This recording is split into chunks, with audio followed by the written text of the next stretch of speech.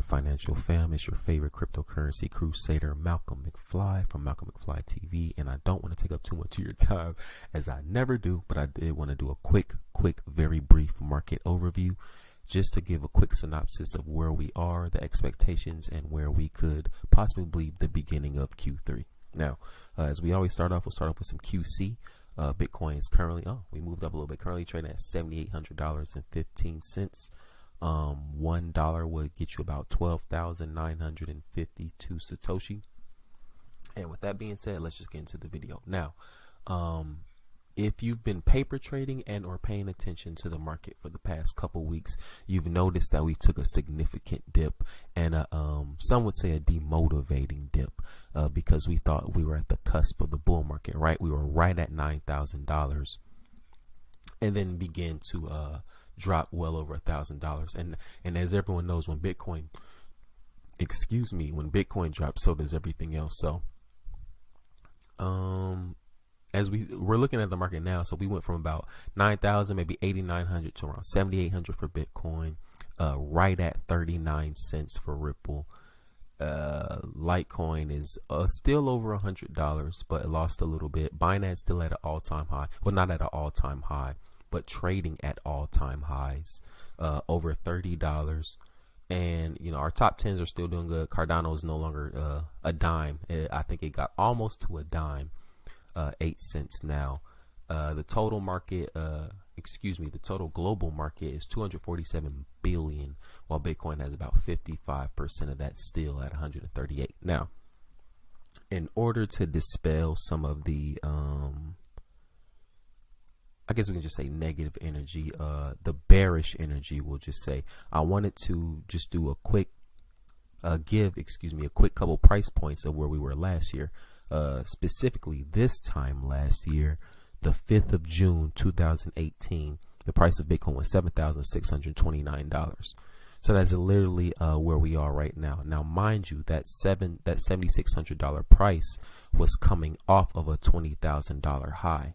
So it's just been falling and falling and falling. Then, fun fact, a week later after that, the 12th of June 2018, it was $6,500. So it lost over $1,000 in a week. And then I believe from the end of Q2 to the end of Q3 2018, Bitcoin pretty much traded around plus or minus about 6,200 to about 6,800. It stayed in that range for literally like 6 months, for half of the year. And then once we hit Q4, it dipped even more. And that's why we were greeted with a little over $3,000 Bitcoin, 2019 Q1. Now, we've nearly tripled that from 3,000 to 9. But then, of course, when we got to that 9, it's almost like the psychological barrier wasn't quite there yet, and we start falling. Now, I'm going to tell you why I believe that is very, very good news. Now, it is from just my personal experience, particularly in the cryptocurrency sphere. As investors, almost everything works psychologically, right? So when we all simultaneously want the market to go up, 9 times out of 10 it's going to go down. And that goes speak if we, let's just say we all just went on this mass Satoshi stacking binge, where we just, like, every week we were just dedicating something, just stacking Satoshi, right? Every investor was like, okay, I need Bitcoin to go lower. I need it to go lower. I need it to go lower because I'm trying to still stack up. That's when it'll just shoot up. Fun part though, once we hit 9,000 and start dropping, we did not hit that psychological barrier, but we did have, a checkpoint that will just be rushed through. Because if you watch Bitcoin's market history on any chart, you'll see right when they hit about a psychological point or a cusp, be it 10,000 or a 9,000, 5,000 in 2017, it drops and then it rockets right past it. So I do believe the $10,000 price point for Q3 is feasible, but it will be rocket past. Excuse me, that's my phone. I should turn it off. Ripple, the 50 cent to a dollar psychological price point, that may be just ran through. Fun fact on XRP as well. The news with the MoneyGram union has been solidified, or we're still finding out if that's a rumor. Either or, that's still very good news. As I always say, any speculation is good speculation for the market. Again, we're gonna wrap this video. Oh yeah, I didn't want to make this a current event video, as I always I usually tie those in to their own, but I did particularly find an article I thought that pertained to not why the market was dropping, but at least what to expect, right? So very quickly, Tron's founder basically spent $4.5 million on a charity dinner with Warren Buffett, right? So no need to go on Warren Buffett is. We already know who Warren Buffett is. And if quick synopsis, at least I guess according to the cryptocurrency sphere, Warren Buffett is almost like public enemy number 4 or something like that. Maybe not that high, maybe number 6. But it's just nothing positive to say about the cryptocurrency sphere, nothing positive to say about Bitcoin. Ironically enough, though, these bigwigs, they do ally themselves with blockchain. They just aren't big fans, I guess, of the currencies. And devil's advocate, I suppose I could see that. We have a whole bunch of 70, 80-year-old guys who've, I'm not going to say got their wealth through illicit means, but basically got their wealth through means that are definitely obsolete now. There's going to be a huge barrier of communication, let alone just to understand each other. But seeing Justin Sun, founder of Tron and BitTorrent, basically paid $4.5 million just to, I don't know whether just to network with them, maybe just to get some ideas. But Justin Sun's only 28 years old. I didn't know that. Holy snap. See, this is the beautiful thing about cryptocurrency, man. It doesn't matter your gender, ethnicity, creed. Millionaire millennials are out here, man. And that's what put fear in people's hearts. But no, let's get back more over to the point.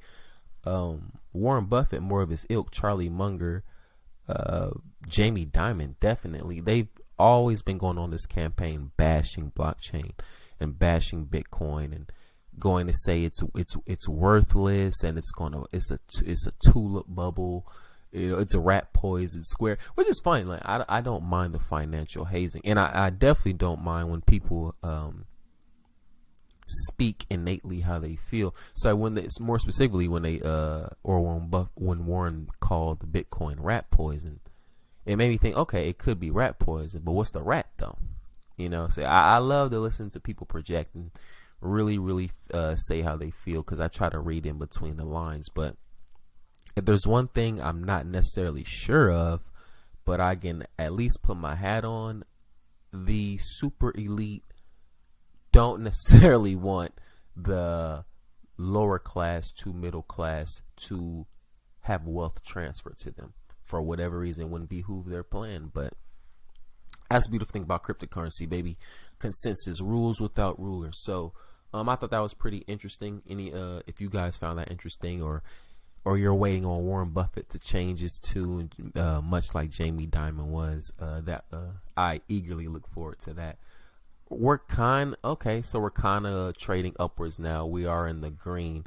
It was my personal hypothesis. Now, of course, this isn't financial advice.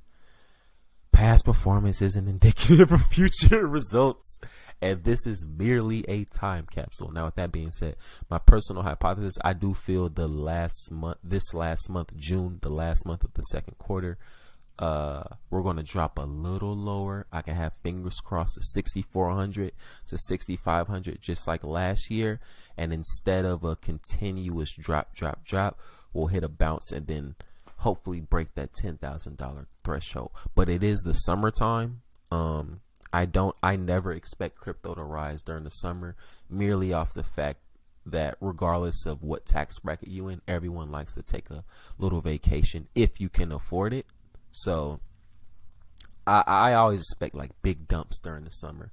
And then like once when, school's back in session, maybe like late August, September, end of Q3, I think we'll start to see like noticeable upticks. Like Q1 2019 is around 3,400, 3,500, right?